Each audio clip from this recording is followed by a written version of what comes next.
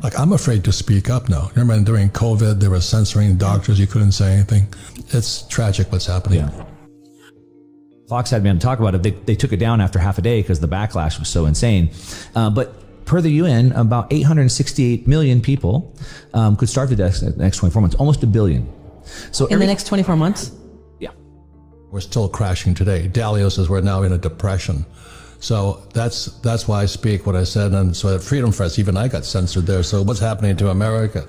So we're here with Mark Moss. I mean, he did a report on this guy named Klaus Schwab, which I've only heard rumors about.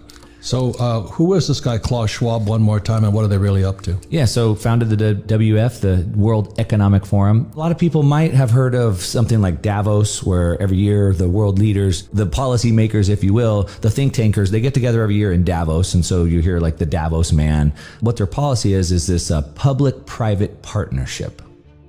Public-private partnership. So it's politicians and business people getting together, public and private, getting together to set policy. So they get together every year in Davos, Switzerland at the World Economic Forum.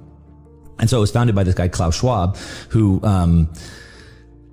he's a German. His father has deep ties into Nazi Germany, obviously. There's deep ties there. He studied under Henry Kissinger. And he's created this think tank, bringing these people together to try to figure out a better way, a more equitable way to run the world. Watch out. Anytime you see that word equitable, you know what they're talking about. They're talking about Marxism. And so what he's done is he's just taken the same ideas. You said we haven't seen this before, but of course we have. It's the same ideas being rehashed. And so it's just Marxism all over. So they get the world leaders together, the politicians, the public, and the private, and they come together in what he's calling stakeholder capitalism. Stakeholder capitalism. So instead of businesses should focus on profit, he says, no, business shouldn't focus on profit. Business should focus on the community, ESG, environmental, social, governance. We should be equitable.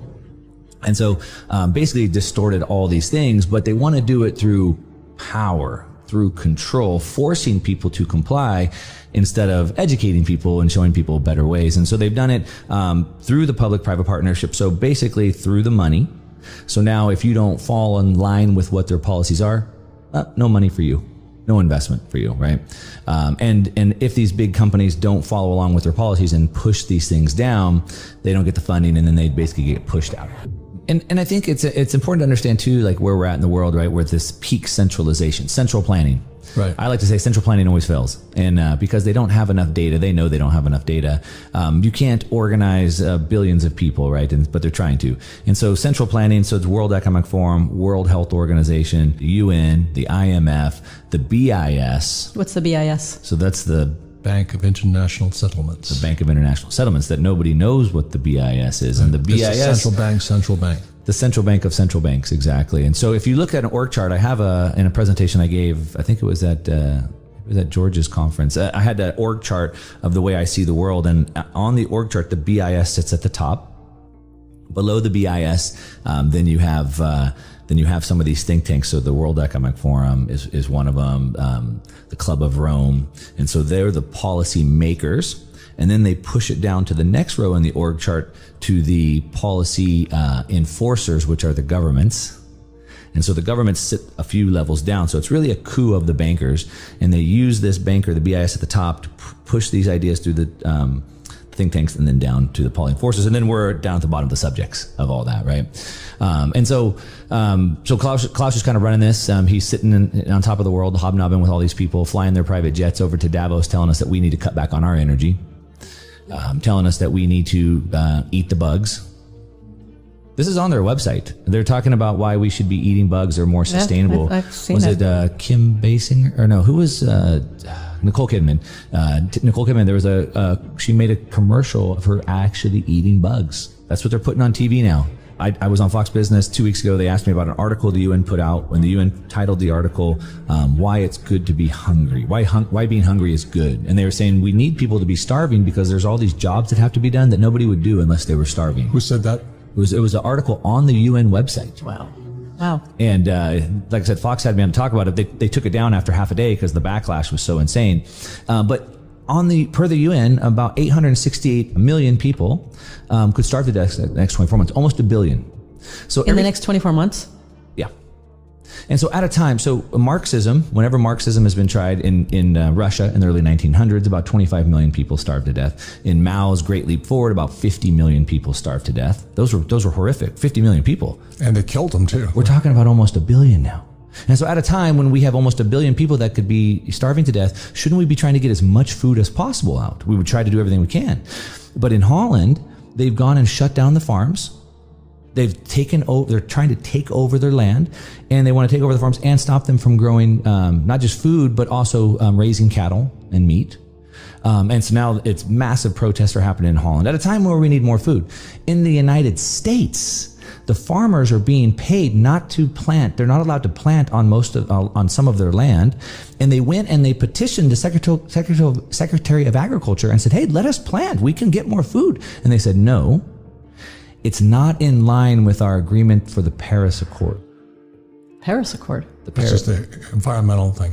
Which is the environmental thing, which is what President Trump had pulled us out of. And then Biden's very first day in office, the most important thing he had to do by executive order was put us back into the Paris Accord. So we can't grow food in the United States because of, climate change.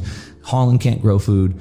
And now the protests are happening all over the world. And it's even bigger. So like in all throughout Europe, there's an energy crisis going on. Everybody should know that by now. I've been talking about it for 2 years.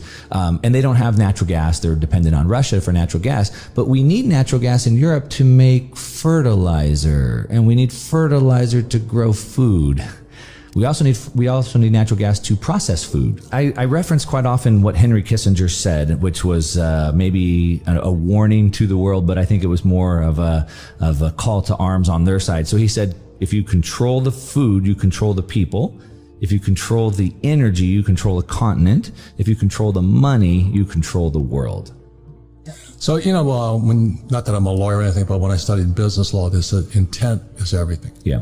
You can do something and make a mistake, or was it intention? There's two different stories there. What's the intent of Kissinger, Klaus Schwab? This is something I struggle with a lot, and I ask on my videos quite often. Do you think is it stupid or is it evil? And a lot of people, I go with evil. It's both, right? So there's certainly people that know what they're doing and it's evil. And then I think there's a lot of people that have just come up in the system and they're just brainwashed by it. But in the Avengers, they had the enemy, the evil guy was Thanos. And he came up with this theory where he had to kill half the world in order to save half the world, right? We had to get rid of half the population. So it was kill half the world to actually save the world. And I feel that's where they are at. They feel that this is a necessary sacrifice, and they're telling us as much. I mean, the Secretary of the Energy for the United States is on TV telling people, we get it, gas prices are expensive, you can't afford to drive, but it's necessary. It's necessary for the transition. So they're saying for the greater good. For the greater good. I mean, Putin's saying that Americans must sacrifice and must suffer because we have to defeat Russia. It's for the greater good. But the Achilles heel is that third one, which is the money supply. Money. And that's the big one. That's what I wrote about in Capitalist Manifesto.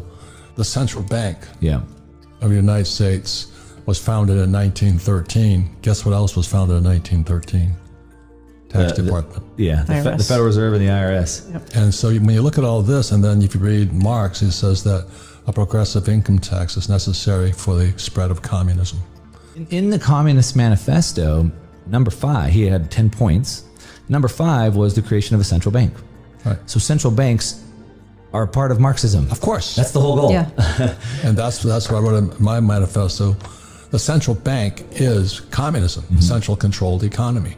Most people are completely uninformed. Is it possible to turn this thing around, or? Yeah. So it depends on what you're trying to do, right? So if you're just trying to protect yourself and like, can I go live on a mountaintop and protect myself till I die? Yeah. Or am I going to try and save the world? Right. And so I'm trying to save the world, right? We're on different things. In the book, the Uncommunist Manifesto, we did our same 10 points. And point number 4 was the abolition of any and all central banks. So we just say, we need to end it. Obviously you guys are educators and I've now become an educator. And I think good ideas win because they're better. And I think if we can have good, intelligent discussion, then we can turn the tide on this thing. And so I think that we need to highlight how bad and disastrous these ideas are, and then show that there are better ideas out there. Now, they've done a really good job of taking over the education system. So when communism was defeated, in the 70s, and really started in about the 60s, it kind of went underground. And it came into the universities in the United States. And so they've done a really good job playing this long game, and they started with changing the college age kids' viewpoints on these things, who have now moved into media, who have now moved into government. I think we have to use their same playbook, fight fire with fire, if you will, right? And so get back into the education and start changing their mind now. I think also the one thing that we have to our advantage is their ideas don't work. The system's crumbling. The financial system is done. Like the EU's on the verge of breaking up. The bond problem that they have is one that they probably can't solve over there. The pigs nations down below, they're done. Germany has, lost its position. The energy is too high. So the EU's on the verge of breaking up. Who are the pigs? The Portugal, Italy, Greece, Spain. So the southern nations in the European Union. Italy and Greece have to constantly be bailed out. They don't have any production. Germany's been the production engine of Europe, but now they've become a net importer. Because of the energy war. prices have gone so high that they can't afford to produce anymore, and they have to import their energy. But why do they have to import their energy? Well, they shut all their nuclear reactors off. Over the last decade, they've been shutting them down. And so their energy prices have gone up by 8 times, when next door, France, they still have cheap power because they still have nuclear. So do you see, let's go back to Holland, which we think of as a peaceful nation, more or less. What are they doing to fight back there?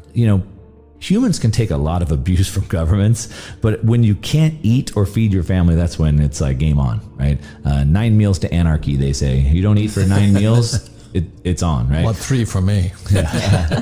So what they've been doing is they've been taking to the streets, sort of like we saw in Canada with the truckers, but now it's the farmers with their tractors, and they're taking these tractors and they're making the Canadian truckers look like child play. They are out in serious droves. Some of the farmers got arrested. The farmers went to the police station, surrounded them, and made them release the farmers. They've been filling up the city with manure. They blocked the airports. The fishermen have gotten involved. Now the fishermen are blocking the ports. But now it's spread to Poland. It's spread to Germany. You're doing the same thing. They're all doing. All the farmers are uniting in protest. So it's backing up. It's like the drain got clogged, and now it's backing up on Klaus Schwab and buddies. Yeah, and so now they're like, well, if we can't grow food, then no food. So you get no food then, and the shelves are bare. And they're feeling the pain. What Marxism thinks is that if we could take away your private property, and we could take and you could just have everything, like live in a commune, like communism, and we could take away human desire to strive and to have more, because that's what poisons us. This capitalist system that makes me want to work and achieve more and have more human order. nature. Right, human nature. If we can take that away, people would be happy.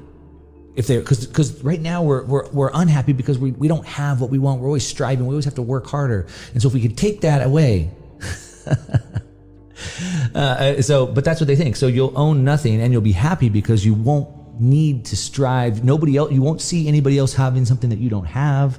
And they think there's this utopia, but they don't understand there's human nature, to your point. But that's what I'm asking you. Is it intent or is it a mistake? It's 100% intent, right? Yeah. So obviously Karl Marx wrote the book, The Communist Manifesto, and that book, unfortunately, as far as I understand, has become the most read book in both political science and economics. Correct. What they said is that there's a struggle between classes, the rich and the poor, the proletariat, Yep. and the bourgeoisie. Yep. Cultural Marxism today it's a struggle between all classes, white and black, men and women, gay and straight, etc., right? Which is the same thing. It's the struggle between people, arbitrary classes. We redefined and said, no, the real struggle, the real axis of struggle is between the individual and the collectivist. It keeps trying to pull them into these groups and take away their individual identity. Which is centralization.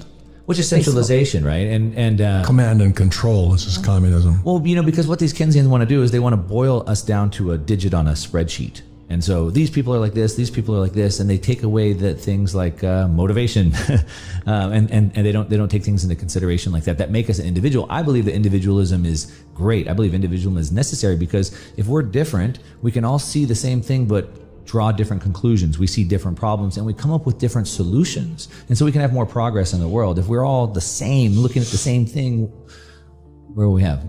No infinite return. Yeah, it's called free market capitalism, but more important is we're fighting for our freedoms. It's tragic what's happening. Yeah. So we fight for our freedoms more than anything else, not for capitalism. You want to be a Marxist? Be a Marxist. You want to be a tranny? have a good life. Who you sleep with, none of my business. But don't take my freedom away.